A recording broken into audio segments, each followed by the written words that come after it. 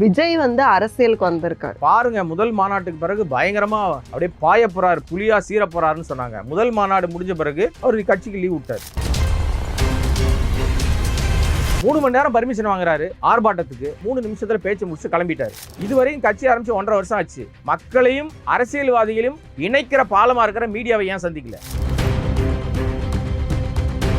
விஜய் கட்சியில எத்தனை பேரை மக்களுக்கு தெரியும்? புசியானதை தெரியும்னுவாங்க, விஜய தெரியும்னுவாங்க. இதை தாண்டி வேற யாரையுமே அவங்களுக்கு சொல்ல தெரியாது. ஒரு கட்சியில எத்தனை பேர் இருக்கணும், இத்தனை நேரம் எத்தனை கூட்டம் போட்டிருக்கணும், எத்தனை மீட்டிங் போட்டிருக்கணும், எத்தனை இடங்கள்ல பூத் கமிட்டி போட்டிருக்கணும். இன்னும் 8 மாசத்துல தேர்தலுங்க. தேர்தலுக்கான என்ன முன்னேற்பாடு பண்ணிருக்கீங்க? சினிமா மாதிரி செட்டு போட்டு உடனே வந்து செயின்ட் ஜார்ஜ் கோட்டையோட பெரிய செட்டு போட்டா போதுமா?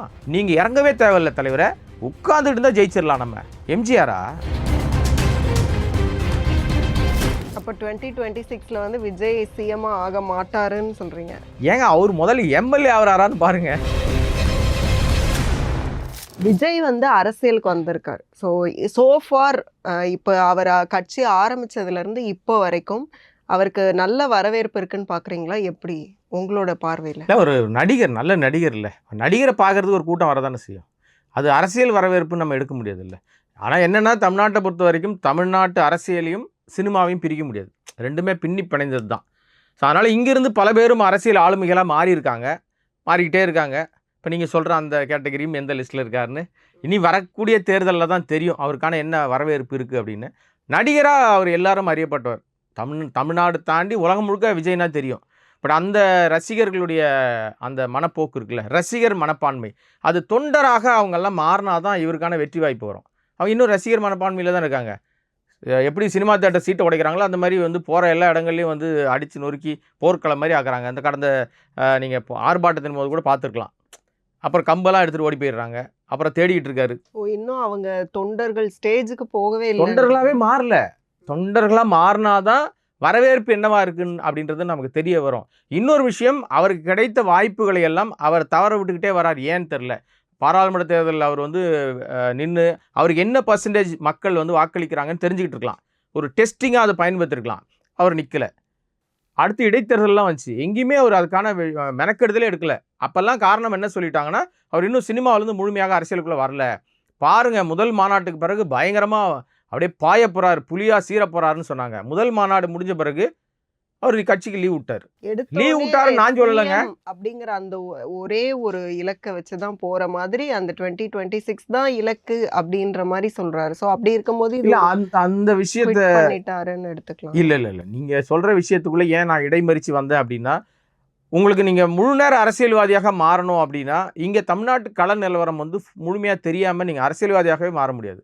எனக்கு எல்லாரையும் தெரியும், நான் நடிக்கிறேன், என் நடிக்கிற படத்தை எல்லாரும் பார்க்குறாங்க. என் படம் வந்து 300 கோடி 400 கோடி பட்ஜெட்டில் போகுது, பெரிய சம்பளத்தை விட்டுட்டு நான் வந்திருக்கேன் அப்படின்லாம் அவர் பேசுகிறார்ல. எதை வேணா விட்டுட்டு வரட்டும், தப்பே கிடையாது. ஆனால் ஒரு விஷயத்தில் மட்டும் அவர் தெளிவாக இருந்தார் மட்டும்தான் மக்கள்கிட்ட அவர் நிற்க முடியும். நடிகராக மட்டுமே மக்கள்கிட்ட போய் நின்றுட்டோம், எல்லா வீடுகள்லையும் என்னை பற்றி தெரியும் அப்படின்னா நிச்சயமாக தெரியும். இப்போ எனக்கு கூட தான் நான் வந்து விஜயை தொடர்ந்து அவர் ஆரம்பகால நடிப்புலேருந்து நம்ம பார்த்துக்கிட்டு இருக்கோம். நல்ல நடிகராக எனக்கும் பிடிக்கும் அவருடைய படங்கள். பட் பாதி படம் மக்கள் ஏற்றுக்கிறான், மீதி படத்தை பில்டப் பண்ணி காமிக்கிறாங்க. சில படங்கள் ஓடவே மாட்டேங்குது. அதுக்காக நம்ம மறந்துடுறோமா, இல்லை அவர் நம்ம ஒதுக்கிடுறோமா? எல்லாரும் நடிப்பு அப்படின்ற விஷயம் வரும்போது விஜய் ஏற்றுப்பாங்க. ஆனால் அரசியல்னு வரும்போது இவர்கிட்ட இருக்க பல ரசிகர்களும் பல கட்சிகளில் தொண்டர்களாக இருக்காங்க. அதை தான் புரிஞ்சுக்கணும். இந்த டிஃபரன்ஸ் வந்து நிறைய பேர் புரிஞ்சுக்கிறதே கிடையாது. அது விஜயும் புரிஞ்சிக்கல. அவர் என்ன நினைக்கிறாருன்னா, நம்ம போனால் கூட்டம் கூடிடுது, உடனே டக்குன்னு ஒரு ஆயிரக்கணக்கில் மக்கள் வந்துடுறாங்க, ஸோ அதனால் கூட்டம் நிறைய கூடிடுதுப்பா, எனக்கு டிஸ்டர்பன்ஸாக இருக்கும்னு சொல்லி நான் எங்கேயும் போக மாட்டேன். மழை வெள்ளத்தில் நீ பாதிக்கப்பட்டா கூட என் வீட்டுக்கு வா, நான் பஸ் அனுப்புகிறேன், என் வீட்டுக்கு வா, உனக்கு நான் வீட்டில் வந்து நான் வந்து பொருள் கொடுக்குறேன், அரிசியோ ஏதோ ஒன்று கொடுக்குறேன், அதை நான் ஃபோட்டோ எடுத்துக்கிட்டு நான் வெளியே நான் வந்து ப்ராபகண்டா பண்ணிக்கிறேன். இப்போ இது என்ன மாதிரியான அரசியல்னா, எலைட் அரசியல்னு ஒரு அரசியல் இருக்குது. அந்த எலைட் அரசியலுக்குள்ளே இருக்கிற யாரும் வெகுஜன மக்களோட கலந்துக்கவே மாட்டாங்க. அவங்க கலந்துக்க முடியாது அவங்களால. நீங்கள் கேரவனை விட்டே இறங்கலன்னு வச்சிங்களேன், மக்கள்கிட்ட எப்படி நீங்கள் போய் நிற்பீங்க? இந்த எலைட் அரசியல் பண்ணவர் யாருன்னா, நம்ம இப்போ எம்பி ஆயிருக்காருல்ல கமலஹாசன், அவர் மக்கள்கிட்ட போகவே இல்லை. பிக் பாஸ் மூலமாக பேசிட்டாலே போதும்னு நினைக்கிறாரு. அதனால தான் அவர் வந்து அவருடைய நிறைய விஷயங்கள் அவர் எதிர்பார்த்த விஷயங்களை அரசியலில் சாதிக்க முடியல. இப்போ எம்பி ஆயிட்டார், ராஜ்யசபா எம்பி ஆயிட்டார், போயிட்டார். அதே நிலை தான் எலைட் அரசியல் யாரெல்லாம் பண்ணுறாங்களோ அவங்க எல்லாம் மக்களால் ஒதுக்கப்படுவார்கள்ன்றது தான் விஷயம், நிதர்சன உண்மை. விஜய் வந்து இப்போ இன்னும் தேர்தலே வரலங்க, நீங்கள் என்னங்க எப்போ பார்த்தாலும் விஜய் இப்படியே பேசிக்கிட்டு இருக்கீங்க அப்படின்னு யோசிப்பாங்க நிறைய பேர். நான் அதுக்காக சொல்ல வரல, நான் சொல்ல வர்றது முழுக்க முழுக்க ஒரு ஆலோசனையும் ஆதங்கத்தின் அடிப்படையில் சொல்கிறேன். உங்களுக்கு ஒரு வாய்ப்பு இருக்குது, இந்த வாய்ப்பை நீங்கள் ஈஸியாக பயன்படுத்திக்கலாம்னு சொல்லும்போது அந்த வாய்ப்புக்குள்ளே நீங்கள் வரமாட்டேங்கிறீங்க, அந்த கேட்டுக்குள்ளேயே வரமாட்டேங்கிறீங்க. கேரவனில் அரசியல் பண்ணாதீங்கன்னு சொல்கிறோம். பனையூரில் வந்து கார் ஏறினார்னா நேராக செஞ்சார்ஜ் கோட்டைக்கு வந்து இறங்கி சிஎம் ரூமை திறந்து சீட்டில் உட்காந்துலாம் நினைக்கிறது இருக்குல்ல, அது சினிமாவில் சாத்தியம். சினிமாவில் அவர் அதெல்லாம் செய்ய முடியும். ஒரு பாட்டிலே ஓஹோன்னு போயிடுறதும் அதே ஒரு பாட்டில் ஓஹோன்னு கீழே இறங்கிறதும் நடக்கும். ஆனால் அது மட்டுமே நிரந்தரம் இல்லை. அரசியல் களம் என்பதே வேற. நிறைய விஷயங்கள் அவர் குறித்து நம்ம பேசுறதுக்கு இருக்குங்க. ஆனால் நாம தான் பேசிக்கிட்டு இருக்கோமே தவிர அவர் பேச மாட்டார். இங்கே பேசுங்க பேசுங்க நம்ம ட்ரை பண்ணோம், ஏதாவது பேசுவார். 3 மணி நேரம் பர்மிஷன் வாங்குறாரு ஆர்ப்பாட்டத்துக்கு, ரொம்ப சந்தோஷமா இருந்துச்சு. பரவாயில்ல, முழு நேரம் அரசியல்வாதியாக மாறிட்டார் விஜய். இந்த 3 மணி நேரத்தில் 1 மணி நேரம் பட்டையை கிளப்ப போகிறாரு. தமிழ்நாட்டு அரசியல் குறித்து பேசுவதற்கும் தமிழ்நாட்டு மக்கள் குறித்து பேசுவதற்கும் நிறைய விஷயம் இருக்குது. அப்போ ஏதோ ஒன்று பெருசாக அவர் பேச போகிறாரு. அப்போ பேசும்போது நிச்சயமாக ஆளும் கட்சிக்கும் சரி எதிர்கட்சிகளுக்கும் சரி ஒரு பெரிய பதட்டத்தை விஜய் ஏற்படுத்த போறாருன்னு நம்ம எல்லாருமே நம்ம பார்த்துக்கிட்டு இருக்கும்போது 3 நிமிஷத்துல பேச்சு முடிச்சு கிளம்பிட்டாரு. கம்மியெல்லாம் இல்லைங்க, 3 நிமிஷத்துல பேச்சு முடிச்சுட்டு போயிட்டாரு. அப்படி 3 நிமிஷத்துல ஏதாவது உருப்படியா பேசினாருன்னா அங்கேயும் பெரிய சொதப்பல் தான். நான் எல்லா இடங்களையும் அதை நான் பதிவு பண்ணிகிட்டே இருக்கேன், இங்கே நான் பதிவு பண்ண விரும்புகிறேன். அவர் கையில் ஒரு டேக் ஒன்று வச்சிருந்தார். இப்போ கூட அந்த வீடியோலாம் இருக்குது, ஃபோட்டோலாம் இருக்குது, பார்க்கலாம் தெரியும். நீதி வேண்டும் சாரி வேண்டாம் அப்படின்னு ஒரு எழுதியிருப்பார் அதில். ஆனால் அவர் பேச்சினுடைய சாராம்சத்தில் என்ன இருந்துச்சு? முதல்வர் அவர்களே ஒரு சாரி கேட்டீங்க, 24 பேருக்கு மேலே செத்து போயிட்டாங்க, 24 வீட்டுக்கும் சாரி கேளுங்க. டேக் என்ன பிடிச்சிருந்தாரு? சாரி வேண்டாம் நீதி வேண்டும்னாரு. அப்போ என்னங்க பேச்சில் ஒரு முரண்பாடு அங்கேயே மாட்டிக்குது. நீங்கள் சொல்ல வர்றதையே சரியாக சொல்ல முடியாத அளவுக்கு உங்களுக்கு ஒரு நரேட் பண்ணியிருக்காங்க. ஸ்கிரிப்டடு வந்து தப்பாக கொடுத்துருக்காங்க. மக்கப் பண்ணி ஷூட்டிங்கில் என்ன டைலாக் பேசணும் கொடுக்குறாங்களோ அந்த மாதிரி பேசிட்டு வரீங்க. இது அரசியல்வாதிக்கு அழகு இல்லையே. அப்போ இன்னும் இது இந்த களத்தை என்னவா நினைக்கிறீங்க? நம்ம ஷூட்டிங் போகிறோம், ஷூட்டிங் முடிஞ்ச உடனே நம்ம ஒரு 2 மாதம் வெக்கேஷன் போயிடுவோம் அப்படிதான் நினைக்கிறார் போல இருக்கு. நான் தான் அடுத்த முதல்வர், நான் தான் 26ல் நான் தான் முதல்வர் அப்படின்னு சொல்லிட்டு இருக்காரு விஜய். மக்களை எங்கே போய் சந்திக்கிறாரு? இதுவரையும் கட்சி ஆரம்பித்து 1.5 வருஷம் ஆச்சு. மக்களையும் அரசியல்வாதிகளையும் இணைக்கிற பாலமாக இருக்கிற மீடியாவை ஏன் சந்திக்கல? பத்திரிகையாளர் சந்திச்சிருக்கா எங்கேயாவது? ஏன் சந்திக்கல அப்படின்னு கேட்டால் அதற்கு ஏகப்பட்ட வியாக்கியானங்கள் கொடுப்பாங்க. ஏங்க இந்த நாட்டை ஆள்ற பிரதமரே பார்க்குறாராங்க யாரையாவது மீடியாவை அப்படின்னு ஒரு பதில் சொல்லுவாங்க. பிரதமராக மக்கள் உட்கார வச்சுட்டாங்க, எம்பியாக உட்கார வச்சாங்க, கட்சி பிரதமராக உட்கார வச்சிருச்சு. நீங்கள் இன்னும் மக்கள்கிட்டே வரலையே, உங்களுக்கு என்ன சதவீத ஓட்டு இருக்குன்னு தெரியாது. ஆனால் அதுக்குள்ளே என்ன ஒரு ஸ்ட்ராட்டஜி சொல்லிட்டாங்கன்னா, இல்லை அதில் ஒரு லாஜிக் இருக்குல்ல. இப்போ மோடி அவர்கள் வந்து ப்ரெஸ் மீட்டே வைக்கிறது இல்லை, ஆனாலும் வந்து ரோட் ஷோஸ் போகிறாங்க, மக்களை வந்து சந்திக்க தான் செய்கிறாங்க. இல்லாமலையா 3rd டைமும் அவர் வந்து ஓகே ரைட், நீங்கள் அதுக்குள்ளே பேச ஆரம்பிச்சா நான் வந்து நிறைய விஷயங்களை அது வேறு மாதிரி டிபேட்டாக மாறி போயிடும். ஆக்சுவலாக அவர் நீங்கள் சொல்கிற மாதிரி ரோட் ஷோ போகிறார், மக்களை சந்திக்கிறார். மீடியாவை தான் சந்திக்கிறது இல்லை, ஏன்னா பயம், என்ன கேள்வி கேட்டாலும் பதில் சொல்ல தெரியாது, ஏன்னா ஒரு டெலிபிராம்டரை வச்சு தான் படிக்கிறாருன்னு எல்லாருக்கும் தெரிஞ்சு போச்சு. சரி அதுக்குள்ள நம்ம போக வேண்டாம். அப்படியாவது மக்களை சந்திக்கிறாரா விஜய்? நீங்கள் ஒப்பிடே தப்பு. முதல்ல அவர் அப்படி பண்ணலையே, எங்கால் பண்ணு அதே மாதிரி தான் இருக்காருன்னா நீங்கள் யாரு? நடிகர் தானே. சொல்லப்படுறது என்னன்னா, ஒரு செலிபிரிட்டி டக்குன்னு ஒரு இடத்துக்கு போயிட்டாங்கன்னா கூட்டம் கூடுது. இந்த நிறைய ஒரு செலிபிரிட்டிக்காக கூட்டம் கூடும்போது நிறைய அசம்பாவிதங்கள் நடக்கும்னு கூட. எவ்வளவு காலத்துக்கு இதே கதையை சொல்லிட்டு இருக்கிறது? புதுசாக அதான் நான் என்ன சிம்பிளாக சொல்கிறேன், சிம்பிள், ரொம்ப ரொம்ப எளிமையான ஒரு விஷயத்த சொல்கிறேன். நீங்கள் நடிகர், செலிபிரிட்டி ஒத்துக்கிறேன், உலகறிந்த செலிபிரிட்டி, பிரபலம், ரைட்டு. ஒரு முறை நீங்கள் ஒரு ஊருக்கு போகிறீங்க, ஒரு இடத்துக்கு போகிறீங்க, உங்களை பார்க்க அந்த ஊரை சேர்ந்தவங்களாம் வராங்க, ஒரு 50 பேர், 100 பேர், ஒரு 500 பேர், 5000 பேர் வந்துடுறாங்க. முண்டி அடித்து உங்களை பார்க்கணும், இல்லை உங்ககிட்ட செல்ஃபி எடுக்கணும்னு வந்து ட்ரை பண்ணுறாங்க. ஒரு முறை உங்களை வந்து அந்த மாதிரி டார்ச்சர் பண்ணுவாங்க. 2 முறை, 20 முறை, 50 முறை, 100 முறை போயிட்டே இருந்தீங்கன்னா ஒரு கட்டத்துக்கு மேலே அந்த யார் வந்து உங்களை வந்து உங்கள்கிட்ட அன்பாக வரணும், நெருங்கணும், கூட்டம் கூடிடும்னு சொல்கிறீங்க இல்லையா, இது எல்லாமே உங்கள் மேலே உள்ள அன்புனால தானே வராங்க. அவங்களே ஒரு கட்டத்துக்கு மேலே தலைவர் வராரு, ஒதுங்கி நம்ம வழி விட்டு அவங்களுக்கு வந்து ஒழுங்கு பண்ணுவோம். அரசியல் கட்சிகள் எல்லாருமே செலிபிரிட்டி தாங்க. நீ எடப்பாடி போனால் கூட்டம் வருது இல்லையா, முதல்வர் ஸ்டாலின் போனால் கூட்டம் வருது இல்லையா, வேணாம் கிங்காங் போனால் கூட்டம் வரும், வடிவேலு போனால் கூட்டம் வரலையா?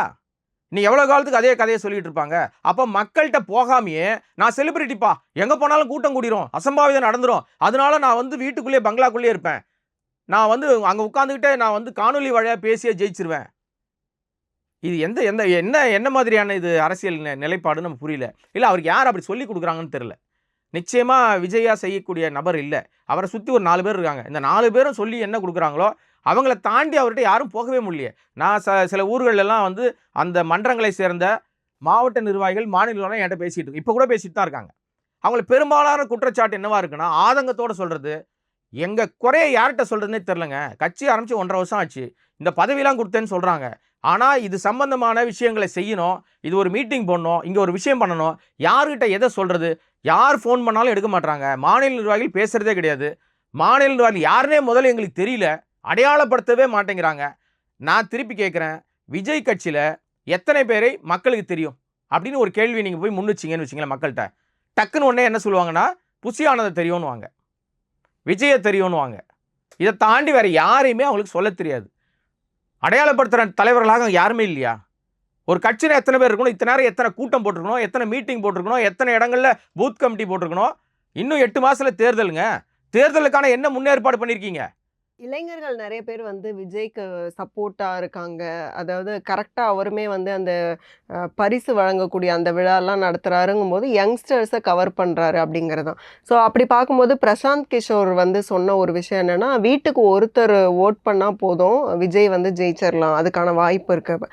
அப்போ இப்போ எங்களை மாதிரி யங்ஸ்டர்ஸ் இருக்காங்கன்னா, அவங்க விஜய் ரசிகராக இருக்கிற பட்சத்தில் வீட்டில் இருக்கிறவங்களையும் கன்வின்ஸ் பண்ணி விஜய்க்கு ஓட்டு போடுங்கன்னா போட்டுருவாங்க பாதி பேர்.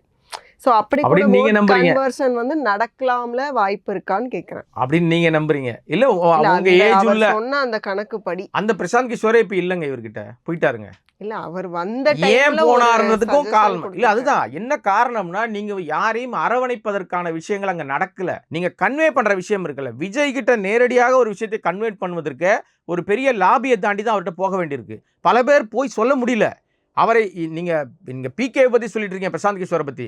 இன்னும் பல பேர் பல கட்சியில பெரிய பெரிய லீடர்ஸ்லாம் அங்க போய் சேர்றதுக்கு முயற்சி எடுத்து அவரையே சந்திச்சு பேசி கூட அதுக்கப்புறம் அவர்கிட்ட எந்த அழைப்புன்னு எதிர்பார்த்து ஏமாந்து போனது தான் மிச்சம். என்ன ரீசனுக்காக இவங்க அரசியல் கட்சி ஆரம்பிச்சிருக்காருன்னே தெரியல எனக்கு.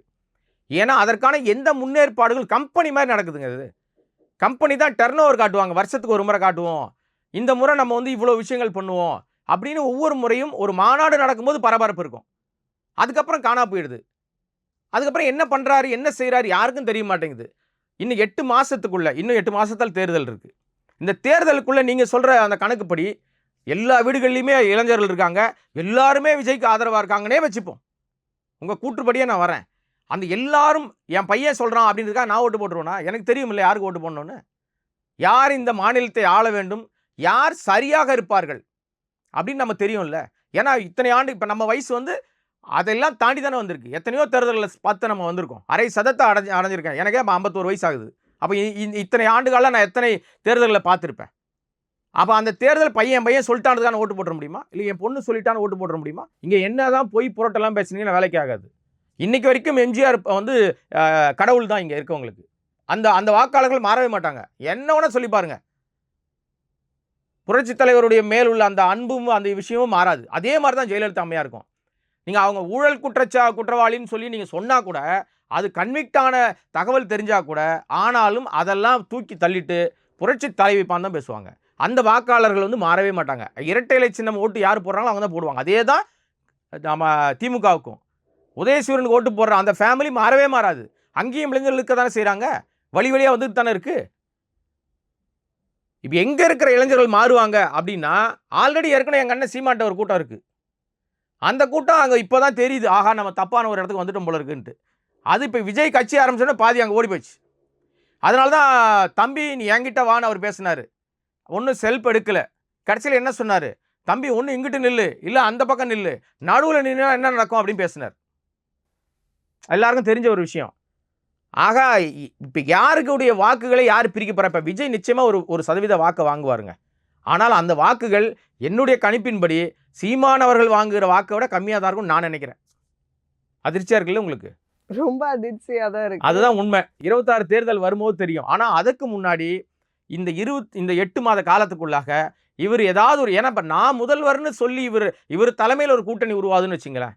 தமிழ்நாட்டு அரசியல் கலநிலவரத்தை வந்து கிட்டத்தட்ட ஒரு 60 வருஷமாக ஃபாலோ பண்ணிட்டு இருக்கிற எல்லாருக்கும் தெரியும், 3வது அணி அப்படின்னு ஒரு அணி ஜெயிச்சதே கிடையாது, வரலாறே கிடையாது. யாரையாவது கவுத்து வரதுக்கு வேணா 3வது அணி சரி, உருவாக்குவாங்க. இப்போ ஏடிஎம்கேவோட அவர் கூட்டணி வைப்பாரா? ஏடிஎம்கேவோட கூட்டணி வைக்கிறதுக்கும் அவங்க பிஜேபியோட அலைன்ஸ் வச்சிருக்காங்க. ஸோ பிஜேபி வந்து இவங்களுடைய கொள்கை எதிரி மாதிரி சொல்லும்போது, அப்போ பிஜேபி எதிரிங்கும் போதே அங்கே போக மாட்டாங்கன்னும் தோணுது. ஆனால் ஏடிஎம்கேவோட மட்டும் அலைன்ஸ் வச்சுப்பாங்களான்னு தோணுது. ஸோ கூட்டணி போவாரா? அதுக்கான வாய்ப்பு இருக்கா? எப்படி கூட்டணி போவார்? கூட்டணிக்கான வாய்ப்புக்கு சாத்தியமே இல்லாத ஒரு கேள்வி என்னன்னா, இவர் வந்து யாருங்க? நான் தான் முதல்வர்னு சொல்கிறாருங்க. முதல்வர் நான் தான் சொல்லும்போது இவராவது இன்னும் முதல்வர் ஆகலை, மக்களை சந்திக்கவே இல்லை, ஒரு தேர்தல் கூட பார்க்கல, 1% கூட வாக்குகளை வாங்கலை. அப்படி இருக்கிறவர் வந்து ஏற்கனவே 4 ஆண்டுகள் முதல்வராக இருந்த ஒருத்தர் அந்த முதல்வர் பதவி விட்டு கொடுத்துட்டு நடிகருக்கு விட்டு கொடுத்துட்டு எடப்பாடி அவர்கள் இல்லை விஜய் முதல்வர், நான் வந்து அவர் கீழே நான் வந்து துணை முதல்வராகவோ இல்லைனா நான் வந்து கூட்டணி அமைச்சரவையிலேயோ இருப்பேன்னு சொல்லுவாரா? லாஜிக்கு படி அது ஏற்றுக்க முடியுமா? சாத்தியமே இல்லை. அப்போ அவர் வந்து அவர் இல்லாத நபர்களை வச்சு வேணால் கூட்டணியை வந்து முடிவு பண்ணலாம். 3வது அணியாக தமிழ்நாட்டு அரசியல் நிலவரம் 3வது அணி ஜெயிச்சதா வரலாறே கிடையாது. இன்னொரு விஷயம், 3வது அணி யாரை கூப்பிடுவீங்க? எந்த பக்கமும் நிற்காம மதில் மேல் பூனையாக இருக்கிற பாமகவை கூப்பிடுவீங்களா? அங்கேயே அப்பாவுக்கும் பையனுக்கும் சண்டை நடந்துட்டுருக்கு. இல்லை சரி, இந்த பக்கம் வந்து விஜயகாந்த் கட்சியை தேமுதிகவை கூப்பிடுவாங்களா? அந்த அம்மையார் வந்து திடீர்னு யார் எந்த பக்கம் எப்போ எப்படி கொடுப்பாங்களோ அந்த பக்கம் அவங்க சாய்வாங்க. விஜய் இப்போ தான் வராரு, அவர் என்ன அரசியல் கற்றுக்கிட்டாரு? அதுக்குள்ளே நான் முதல்வர் நான் தான் அப்படின்றது இருக்கு இல்லையா? கனவில் ஒன்றா நடக்கலாம். அப்துல் கலாம் கண்ட கனவு மாதிரி தான்.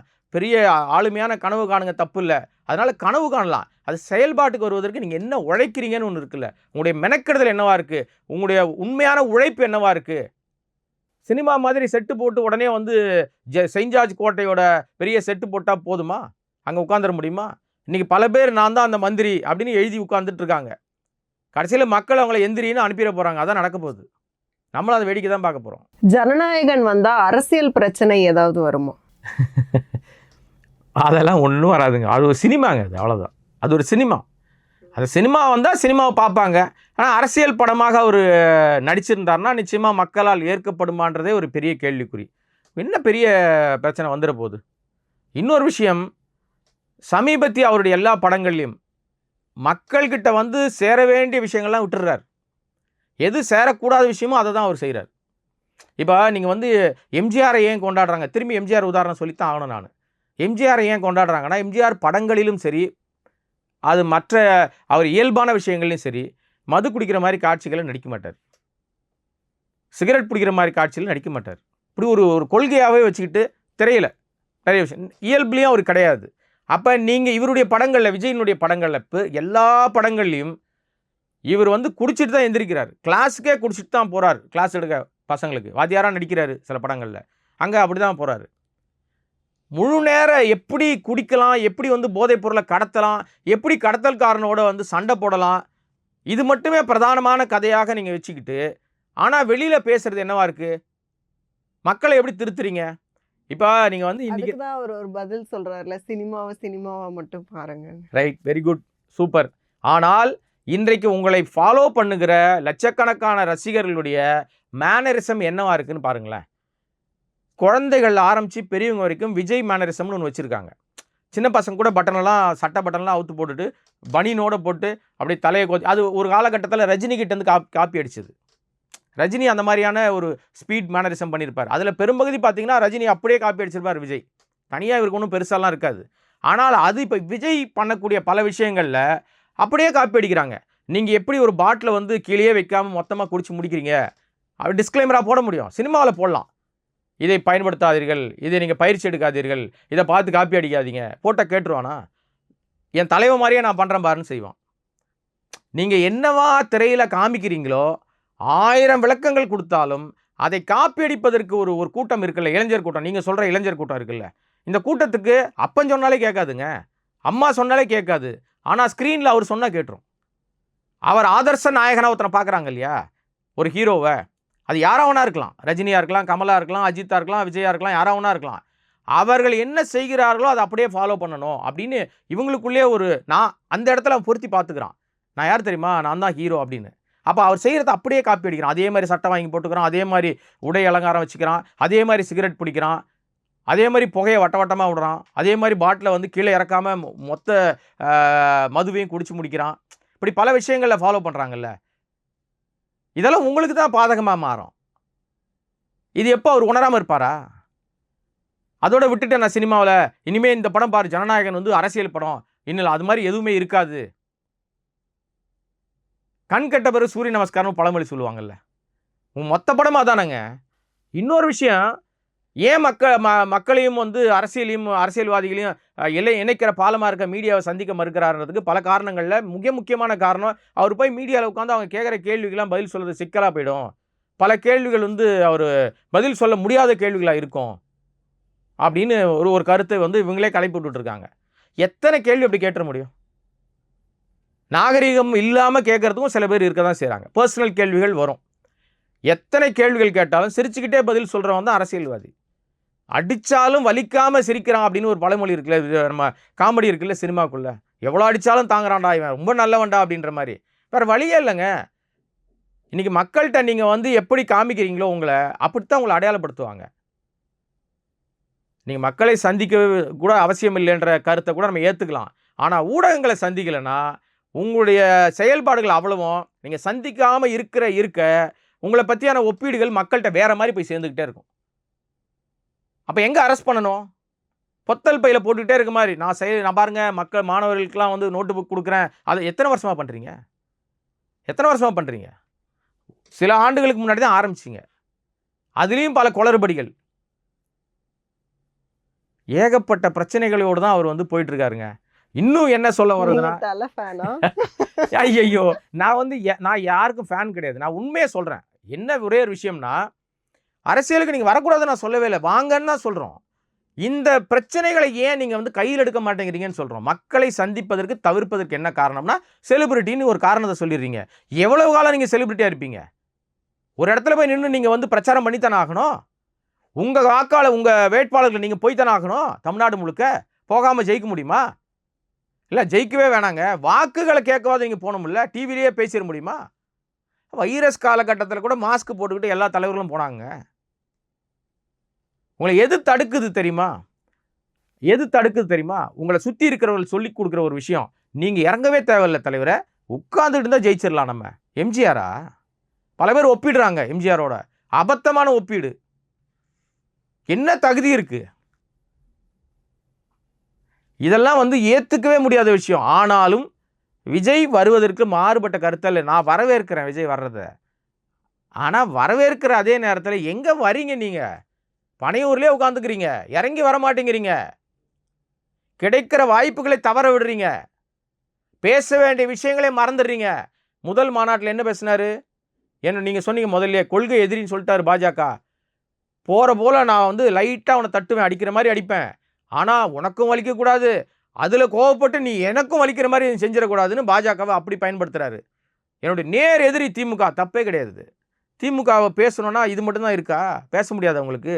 பேச தெரியாது அவங்களுக்கு? அப்போ திராவிட கட்சிகளுக்கு மாற்றாக நான் தான் வரேன்னா அதிமுக ஏன் திட்டல? அதிமுக வார்த்தை கூட சொல்லவே இல்லையே இப்போ வரைக்கும், இன்னைக்கு வரைக்கும் பேசலையே. அதிமுக வாக்கு வங்கி அப்படியே தானே இருக்குது. செதறி இருந்தாலும் அந்த ரெட்டலைக்கு உடற ஓட்டு விழுந்துட்டு தானே இருக்குது. நான் மாற்று கட்சினா நீங்கள் 30 தான் வந்து ஒரு மீட்டிங்ல சொன்னாரே, ஆளுங்கட்சி யாரும் அவங்கள எதிர்க்கிறது தான் என்னோட வேலை.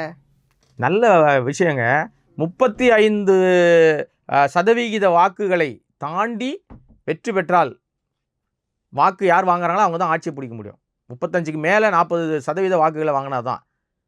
இப்போ அதிமுக கிட்ட எத்தனை சதவீத வாக்கு இருக்குது? அப்படியே 100% இவர் சொன்ன உடனே அவங்க எல்லாம் வந்து இவருக்கு போடாமல் அதிமுக போட்டுருவாங்க. திமுகவை பற்றி திட்டின உடனே திமுக போடுற எல்லாரும், ஆமாப்பா விஜய் சொல்லிட்டாரு, உண்மை பேசிட்டாரு, இனிமேல் திமுக போடக்கூடாது, எல்லாரும் அப்படியே இங்கே மாறிடு அப்படின்னு போட்டுருவாங்களா? எத்தனை சதவீத வாக்கு வாங்குவீங்க? அப்போ அதிமுகவுடைய வாக்குகளோ அங்கிருந்து பெறக்கூடிய வாக்குகளும் வேண்டாமா உங்களுக்கு? அவர்களெல்லாம் நேர்மையானவர்களா? அங்கே எதுவும் தப்பே கிடையாதா? குற்றமே கிடையாதா? அப்போ 2026 வந்து விஜய் சிஎம் ஆக மாட்டாருன்னு சொல்றீங்க? ஏங்க அவர் முதல்ல எம்எல்ஏ ஆகிறாரான்னு பாருங்க. ஏங்க முதல்ல எம்எல்ஏ ஆகட்டும். அவர் ஃபஸ்ட்டு மக்களை முதல்ல சந்திக்கிட்டோம். அவர் நேரடியாக களத்தில் வந்து நின்று, இப்போ நகைச்சுவைக்காக நான் வந்து ஏதோ அவரை நான் கிண்டல் அடிக்கிறதுக்காக சொல்லலை, என் நிஜமாகவே சொல்கிறேன், அவர் மக்கள்கிட்ட போய் நின்று அவர் முதல்ல எம்எல்ஏ ஆகி அதனோட என்னென்ன பிரச்சனைகள் இருக்குன்னு தெரிஞ்சுக்கிட்டு அதன் பிற்பாடு அவர் முதல்வர் ஆக வேணான்னு நான் சொல்லவே இல்லை. நான் கூட ஓட்டு போடுறேங்க அவருக்கு. ஆனால் தன் செயலில் சரியாக இருந்தார்னா எல்லா வாக்குகளும் மாறும். நீங்கள் வந்து நான் இப்போ விஜயகாந்த் எனக்கு பிடிக்கும், நான் ரொம்ப வருஷம் அவர்கிட்ட பழகியிருக்கேன். விஜயகாந்தை ஏன் மாற்று சக்தி எல்லாரும் பார்த்தாங்க தெரியுமா உங்களுக்கு? விஜய் வரும்போது ஏன் அந்த அந்த பார்வை வரல தெரியுமா? விஜயகாந்த் வரும்போது பல பேரும் அவர்கிட்ட வந்து போய் ஆளுமைகளை வந்து நிறைய பேர் அவருக்கு வந்து வாழ்த்து சொன்னாங்க, நிறைய விஷயங்கள் பண்ணாங்க. அவரும் தன்னுடைய செயல்பாட்டில் ரொம்ப தீவிரமாக எதிர்த்தார். என்ன எதிர்த்தார்? முதல் கூட்டத்தில் என்ன சொன்னார்? கள்ளக்குறிச்சியில் நடக்கும்போது கொள்கை எதிரின்னு இவர் பேசுகிற அந்த கதையெல்லாம் தூக்கி தூர போட்டார். தமிழ்நாட்டு மக்கள் மத்தியில் வந்து நான் தான் மாற்று சக்தி, திமுகவும் தப்பாக இருக்காங்க, அதிமுகவும் தப்பாக இருக்காங்க, நான் தான் மாற்று சக்தி அப்படின்னு தைரியமாக போல்டாக உடைச்சார்ல. ஏன் உங்களால் உடைக்க முடியல? தேசிய கட்சியில் வேண்டாங்க. கூட்டணி வச்சார். அது எப்போ வச்சார்? அம்மையார் ஜெயலலிதா ரொம்ப கிளவராக வேலை பார்த்தாங்க. ரொம்ப தெளிவாக வந்து முதல் தேர்தலில் தனியாக தானே நின்னார். முதல் தேர்தல் தன்னை யாருன்னு ப்ரூவ் பண்ணார்ல. எல்லா கட்சிகளும் அவர் மீது பார்வை இருந்தது. கலைஞர் அவர்கள் அந்த எப்பவுமே சாணக்கியர் கலைஞர்னு சொல்லுவாங்க, அந்த இடத்துல அவர் சறுக்கிட்டார். ஏன்னா பழம் நழுவி பாலியல் உழப்போகுதுன்னு காத்துக்கிட்டு இருக்காரு. நாங்கள் செய்தியாளராக அங்கே அறிவாலயத்தில் வெயிட் பண்ணிட்டு இருக்கோம். ஓ இங்கே தான் வரப்போறாரு அப்படின்னு சொல்லிட்டு அவர் நேராக போய் அம்மையார் வீட்டுக்கு போயிட்டார். அங்கே போயிட்டு அவர் வந்து கூட்டணியில் சேர்ந்துட்டார் அந்த தேர்தல் நேரத்தில். என்ன ரீசன் அப்படின்னா, மாற்று சக்தியாக வரப்போறாருன்னு சொல்லுவது மக்களால் ஏற்கப்படுகிற தலைவராக ஒருத்தர் உருவாயிட்டாருன்னு உடனே ரெண்டு கட்சி தலைவர்களுக்குமே, ஜெயலலிதாவுக்கும் சரி கருணாநிதிக்கும் சரி, ரொம்ப தீவிரமாக எல்லாத்தையும் வாட்ச் பண்ணிட்டு இருக்கிறவங்க தெளிவாக தெரிஞ்சு போச்சு. நீ இவங்க தனியாக நின்னா நமக்கு சிக்கல், கூப்பிட்டு அரவணைச்சிப்போம், எல்லா செலவுகளையும் ஏற்றுப்போம், எல்லா விஷயங்களும் நம்மளே பார்த்துப்போம் அப்படின்னு சொல்லி தான் பிரபல தொழிலதிபரோடு ஒரு பெரிய டீல் போட்டாங்க. இல்லைன்னு மறுக்க சொல்லுங்க. அந்த காலகட்டத்தில் அந்த செய்தி ஆக்கினவங்க தான் நாங்கள். அதனால் இப்போ பேசுகிற எல்லாரும் கூட்டணி போக மாட்டாங்கன்னு சொல்லி, இதே விஜய் நாளைக்கு கூட்டணிக்கு வந்தாலும் வருவார். ஆனால் இன்னைக்கு அவர் சொல்கிறார்ல, நான் தான் முதல்வர், என் தலைமையில் தான் கூட்டணின்னு பேசுகிறாருல்ல. முதல்வர் வேட்பாளர்னு சொல்லிட்ட பிறகு யாரோட போவாருங்க? இங்கே எல்லாரும் முதல்வருங்க. சீமான் தன்னை முதல்வர்னு சொல்லிக்கிறாரு. நாம் தமிழர் தான் அடுத்த கட்சி ஆட்சியை பிடிக்கும்ன்றாரு. அவரும் 10 வருஷத்துக்கு மேலே சொல்லி சீட்டை தேய்ச்சிட்டு இருக்காரு தவிர மக்கள் ஓட்டு போட மாட்டேங்கிறாங்க. எப்படியோ ஏதோ பண்ணிட்டு இருக்காருன்னு வச்சுங்களேன். ஒரு கூட்டம் வெளியேறிச்சுன்னா இன்னொரு கூட்டம் உள்ளே வந்துடுது. ஏதோ ஒன்று பேசிகிட்டு இருக்காரு. மக்கள்கிட்ட பேசி இனிமேல் போர் அடிச்சு போச்சு, இல்லை மக்கள் இவரை வந்து மதிக்கவே இல்லைன்னு மாடுங்களோட பேச போயிட்டார். அடுத்து மரங்களோட பேச போகிறார் போல இருக்குது. ஏதோ பண்ணிகிட்டு இருக்காரு அவர். ஆனால் அடுத்தது பார்த்தீங்கன்னா, இங்கே வந்து வேற எடப்பாடி நான் தான் முதல்வர்ன்றாரு. ஆல்ரெடி திமுக கூட்டணி ஸ்ட்ராங்காக இருக்குது. அங்கே என்னென்னமோ பார்க்குறாங்க, ட்ரை பண்ணுறாங்க. அந்த இந்தியா கூட்டணி உடச்சி திமுக கூட்டணிலேருந்து ஆட்களை உருவலான்னு ட்ரை பண்ணுறாங்க, நடக்க மாட்டேங்குது. அங்கே ஆல்ரெடி ஒரு முதல்வர் இப்போ ஆட்சியிலே இருக்கார்.